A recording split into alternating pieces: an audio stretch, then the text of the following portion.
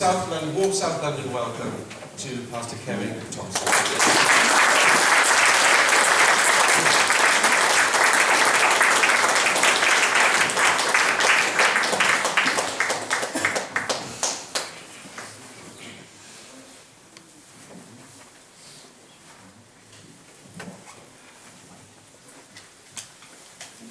Good morning, everyone. Good morning.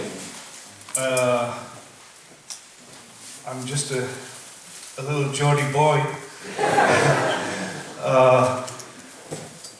I'm honored to be here with you. I'd like to greet Reverend Arn, even though he's not here. He's my good friend. We work together in California. And Reverend and Mrs. Corley, your national leaders, and Pastor Franklin and his wife. Thank you for your welcome. And I recognize some people here in the audience. I'm grateful to Simon and Yuriko for letting my family stay with them because London is expensive. Wow. And thank you for the beautiful music. I really like that song. That was very nice. And I already had my selfie taken with Ashley's daughter, so I'm one of you.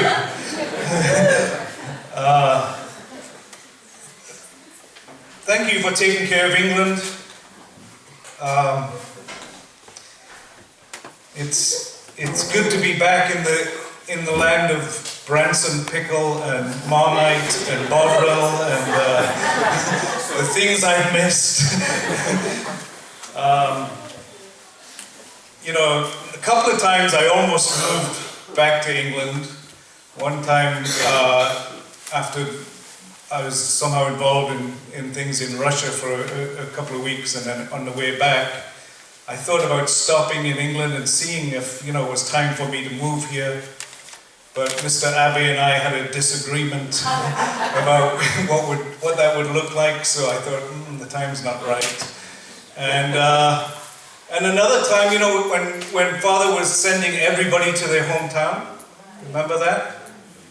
So Father was in California, and I was at lunch with him, just a handful of people, and I said, Father, should I go to my hometown now? And I kind of put him on the spot, and he was struggling to answer my question, and he was looking at the floor for a couple of minutes. It seemed like a long time, but maybe 5 minutes looking at the floor. And then finally he said, if I ask everybody in America to go to their hometown, there'll be no American church left. So I knew that really he wanted everybody to go to their hometown, but practically speaking, somebody had to stay in America. And so I was, appointed as the pastor actually in 1992 in San Francisco. I didn't know anything about being a pastor. I was in Ocean Church. I did fishing. And the Korean leader said, will you be the pastor? And I said, okay. What do I do exactly? He said, I don't mind what you do. Just come when I call a meeting. Besides that, you can do whatever you want. And, I can do that. No problem. So, because of that position, I had a lot of chance to meet with true parents, and through fishing, I had many experiences fishing with Father, which were precious. And I still long to come home to England.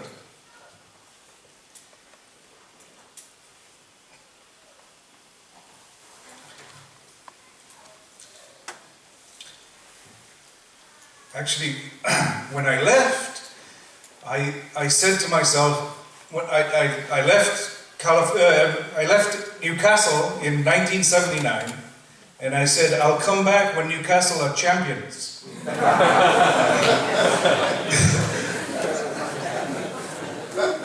doesn't look like it's going to happen very soon.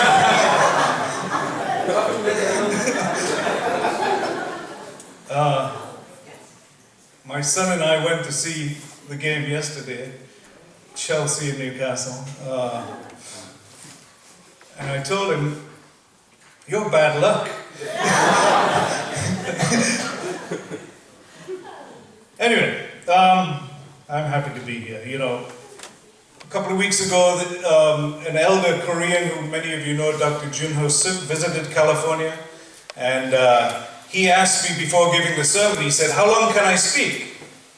And I said, "Well, you can speak as long as you like, but the lights will be turned off at a certain point, but you can keep on speaking as long as you want."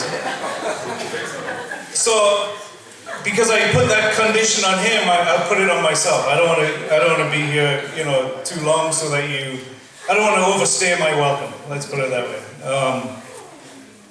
I believe that in our church we have a serious chapter 1 problem. Not a chapter 2 problem, a chapter 1 problem. The chapter 1 problem is we don't really understand, or we don't hold on to who we are. And if we don't do that, then that leads to chapter 2 problems. But chapter 1 is that I have to understand who I am. Why I'm here. What's my purpose? What's life all about? I have to understand my divine self and my divine value, so that I have power to live a joyful, inspirational life. It's a chapter 1 problem that we seem to have in our church. You know, when you don't know who you are, then you often have to be pushed to do stuff. I don't know about you, but I hate being pushed to do anything. Oh, yeah. And Ashley obviously is the same. You know, you're either pulled by inspiration or you're pushed by obligation. I want to be pulled by inspiration. I want to be driven forward to something great, something wonderful with my life. So I'm here this morning to tell you, as if you didn't know, God is with you. God is for you. And God is out there ahead of you. So let's go forward. Let's move forward. I was with Father one time in one of the big speeches, and he's walking up and down, and he stopped in front of one brother who he knew fairly well and said, "What's holding you back?" That question has haunted me ever since. He didn't ask it directly to me, but it was, you know, I felt it applicable to me. What's holding you back? Actually, what's holding me back is I often don't understand who I am. I don't live up to my potential because I don't tap into who I really am. And I forget that God is with me. Because if we know who we are, then we'll know what to do. When we don't know who we are, then we're not clear what we should be doing. So let's not forget who we are. Let's hold on to that. And especially, you know, first generation, you were called by God. You didn't choose God, God chose you. And, you know, in order to be successful in life, I heard Father say we need 3 things. First, we need a passionate conviction. We have to have conviction about what we're about. But not just believe it, it has to be passionate belief. Passion means there's power. Belief is all up here. Passion comes from the heart. So we have to have passionate conviction. Then we need a strategy, a plan of how to move forward. Then we need action. My experience in the church is we often have number 1, conviction, and number 3, action, but not much strategy. We kind of, do a lot of stuff, but we're not clear how it's actually moving us forward. But I think it's my responsibility to figure out the plan of action. I have to figure that out for myself, for my family. I don't like to be told what to do. What I want is to learn how to do. I actually told True Mother this in Hawaii. She said, "You have to witness." And it was just a handful of us, so I got to speak, and I said, "We know that. The question is how? We know we should, but how? Not just, you better, you must, but how can we do it?" And right here in this room, there's enough brain power, there's enough thoughtful, intelligent people to figure out how. But we have to get back always to who we are. Because if I know who I am, I'll know what to do. Our convictions, our beliefs are always under attack. It's the nature of the world. We're under attack to hold on to what we believe. To hold on to, the convictions that we had at one time. Especially our movement has gone through a lot of turmoil in the last couple of years. I don't know what it's been like here in England, but in America it's been quite dramatic. Of course, Father's passing was sudden and unexpected, and then lots of things happened. I'm not going to rehash them, but you know very well. So a lot of people's beliefs got attacked. And I had to tell you that, for myself, I had to take 2 steps back and convince myself of what I was doing. I had to take 2 steps back and think about, well, what do I really believe? In amongst all the turmoil that we're going through, what is it that I really believe? So I made a statement of belief. This is what I believe. I believe, number 1, there is a loving God who is in pain at the situation of mankind. I didn't always believe that. When I left Newcastle in 1979, I went to Nicaragua for the revolution. I was a communist. I did not believe in God. I was an atheist. Even after I joined the church, when I heard the divine principle, I thought, wow, this sounds great. If they would just take that God stuff out of it, it'd be really interesting. It took me a long time to really, believe in God. Some days I believed, some days I didn't. Oh, what are you struggling with now? I don't know if I believe in God. Again? But, I finally came to an understanding, okay, I have experienced that God is working in my life. It's undeniable experience. So I believe in God. I also believe that God is in pain. That's why when I look at the world, I feel pain too. So the world is a mess, so God feels that more than I do. So number 1, I believe there's a God who's in pain. Number 2, I believe that Reverend and Mrs. Moon are God's chosen people. I believe that, absolutely. I never liked the word Messiah. It's a loaded word. If you ask me, is Father the Messiah? Absolutely. But it's not terminology I like, because it's loaded with meanings for many different people. I believe the true parents are motivated by one thing only. Only one thing. They are motivated to end God's suffering. That's their motivation. There's many things that they do that are hard for me to understand.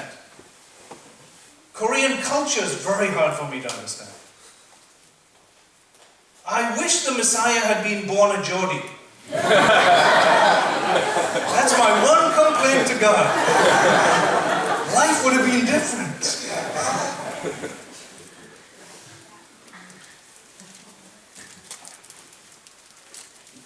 But I believe Reverend and Mrs. Moon are God's champions. They're God's chosen people. And furthermore, everything that I value in life, I got from the true parents. Everything that is valuable to me, I got from true parents. I got a relationship with God, an understanding of who God is from true parents. I came to know and understand who I am from true parents. Without knowing God, you don't know who you are. So I got that from true parents. I got my wife and children from the true parents. What, you think I could have found a trophy wife like that by myself?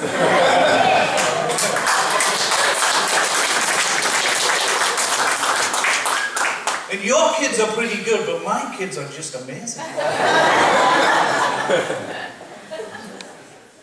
And I got them from true parents. And I got my friends of faith.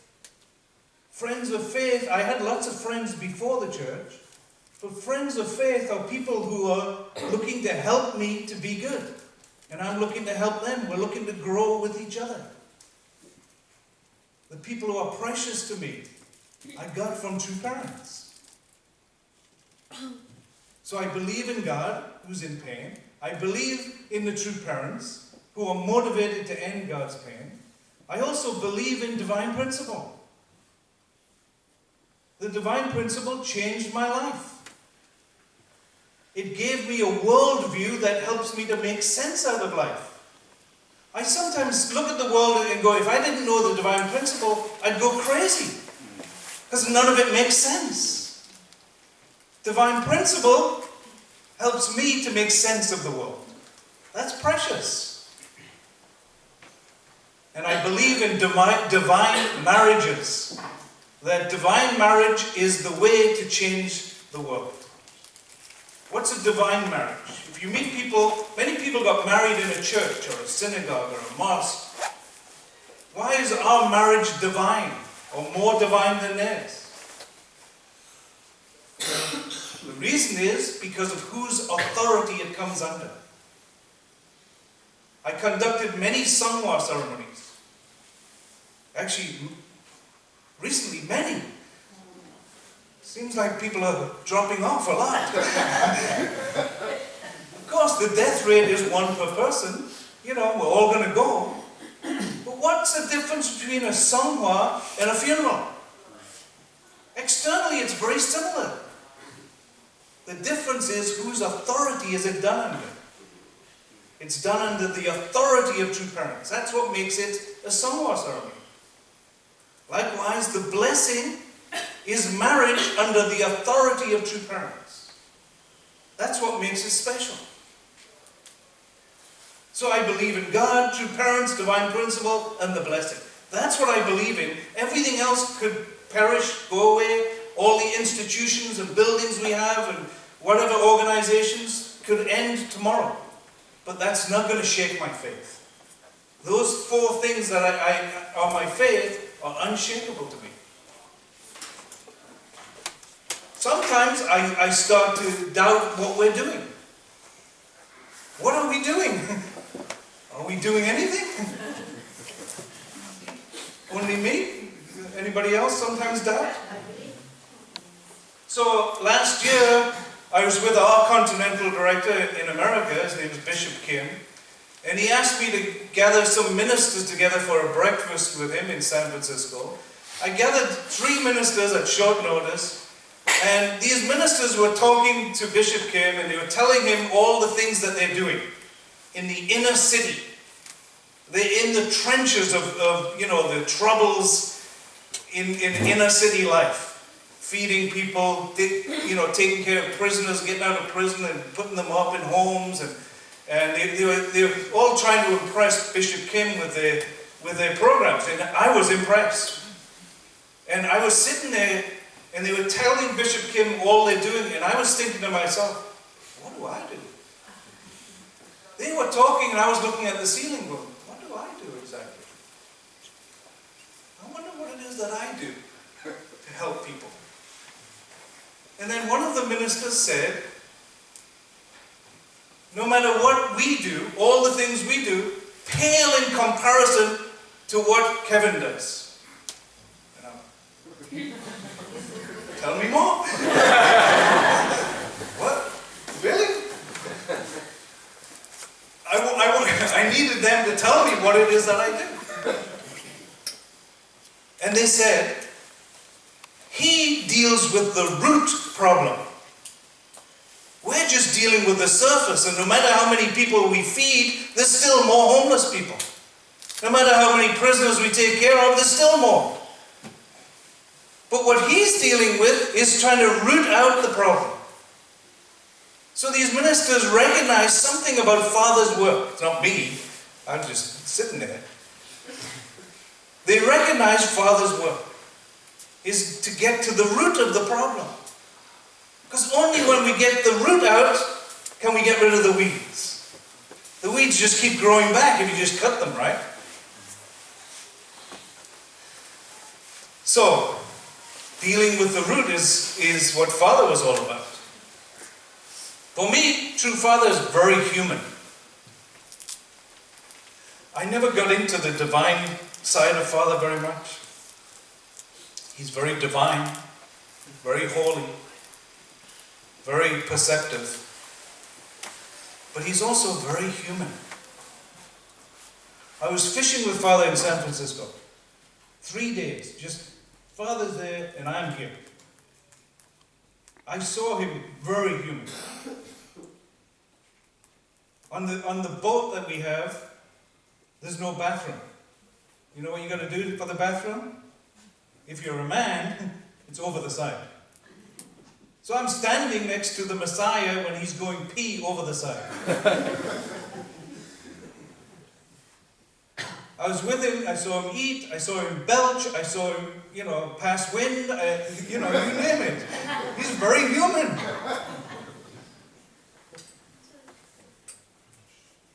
And in a quiet moment, Father was sitting cross-legged and he's humming some song. And I'm next to him, and everybody else on the boat was seasick. They were all lying down, wiped out. And Father's humming, and then he turned to me and he whispered, "You want to know the secret of the kingdom of heaven?"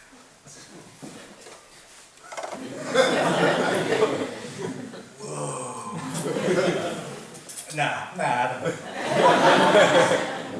That's what he whispered to me. You want to know the secret to the kingdom of heaven? And I'm thinking, whoa, I must be special. He's been waiting to tell somebody. And I'm like, huh? He said, the secret to the kingdom of heaven is love your wife and be a good daddy. And I'm like, that's it? What? Very simple. Love your wife and be a good daddy. Pretty simple. No. I didn't say easy, I said simple.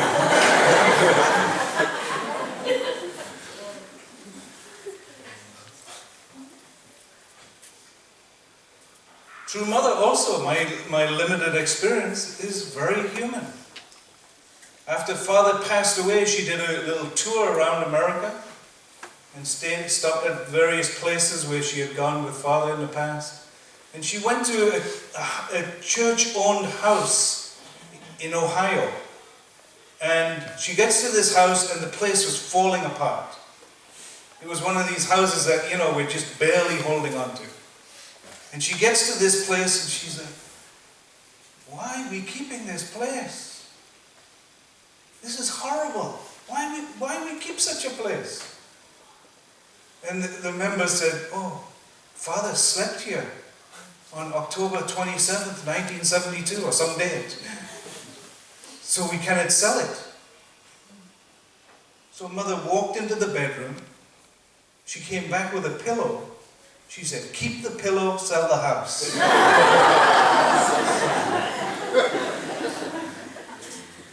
That's my kind of true parents. I like it.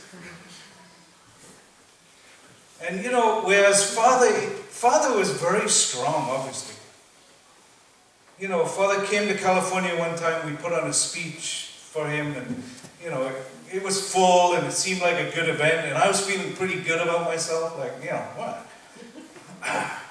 That's pretty good. And I get in the elevator in the hotel, in the lift, you know, and we're going up, and I think Father felt like I was kind of arrogant or, you know, off track. So he turns to me and he said, "How's the governor?"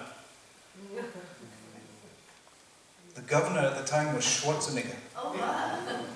I said, "You mean Schwarzenegger?" He said, "Yeah, how's the governor?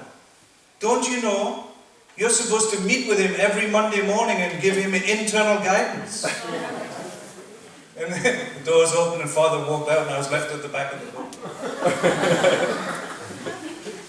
That was Father's way of telling me he wasn't really satisfied with the speech. I brought a bunch of people, but not the kind of people he wanted. Father often was very strong and you know, very hard to deal with. Mother is strong in a different way. Recently she's been asking, you know, the church leaders in America, bring reports of what people are doing. She asked this, and then we go to meetings and nobody had any report, because the reports that we had to give to Father always had to be, you know, huge. And, you know, we met so-and-so, and we took care of this, and, you know, something extravagant. But Mother said, you know, I want to hear what members are doing, even small things. She said, in fact, I don't want big reports, because I know they're not real. She said, tell me what people are doing in a small way. So after that, we would comment and give reports like, you know, so-and-so had a barbecue for his parents. And she was like, yeah. And who came? And how was it? What did they cook? Did they have kimchi? No. She wanted small reports like that. And she explained. She said, I want to know that people have a plan, that they're doing something. And it's going to take years to get anywhere, but at least if we're moving forward towards God, good things will happen. She wanted to know that we are busy, active with some plan, not some outrageous, unsustainable plan, something on a small level that kept us going. So, hearing the reports, you know, that are given to True Mother, they're so simple. But she embraces it. She wants people to be doing something and make an offering of it. When you have an offering, God will bless you. Didn't we learn this in early church life? You know, you make a goal before you go fundraising. Right? Captain asks you, what's your goal for the day? My goal was always minus 30. I'm only going to spend $30 today. You know, I was the worst fundraiser in American church history. It's in the Guinness Book of Records, you can check it. There's 1,000 people on MFT, and once a month they put the list on the wall, number 1 all the way down.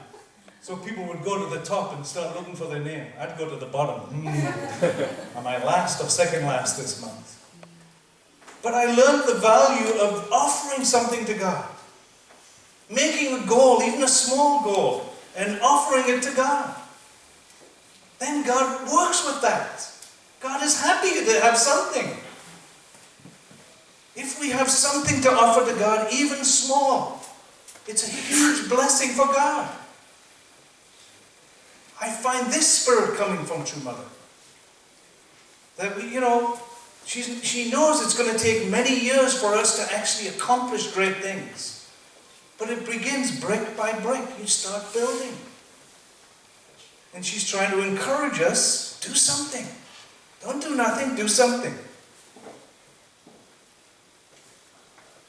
So, brothers and sisters, God is with you. God is for you. And God's right up ahead of you, waiting for you to take the next step. As long as we are spiritually growing, we are healthy. If you're not growing, you're unhealthy spiritually. As a community, as long as we are growing and serving and loving each other, we become healthy. And anything that's healthy grows. Anything that's not growing, there's something unhealthy there.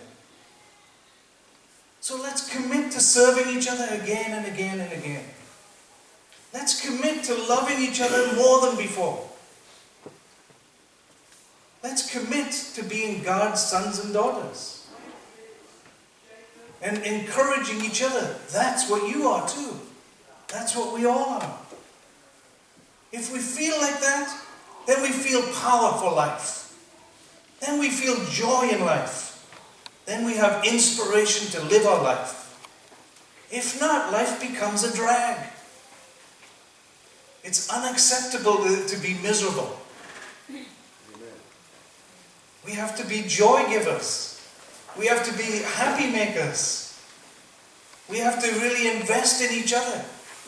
The person right next to you, invest in them. Then grow our capacity to the next person and the next person. If we do that, God is excited. If we do that, life changes. If we have an outward focus, life becomes meaningful, purposeful, joyful, hopeful. God loves that. So, if I could say one thing to my country, England, it is that God loves this country. I learned how much influence England has around the world. You know, America is just a child of England. A rebellious child, but a child, right? But a lot of the values of America came from England. And certainly Christian culture. This nation is important, it's special. Therefore you, as the people who know true parents, are God's hope in this nation. So let's commit ourselves to being sons and daughters who live up to our full value, full purpose, and make God happy. I do? I do. Please join me in prayer.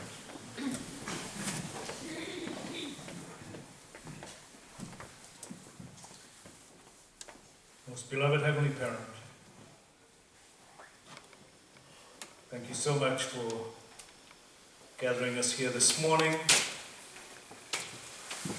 pray that England, Britain, the United Kingdom can be a beacon of light and hope to this world as it once was.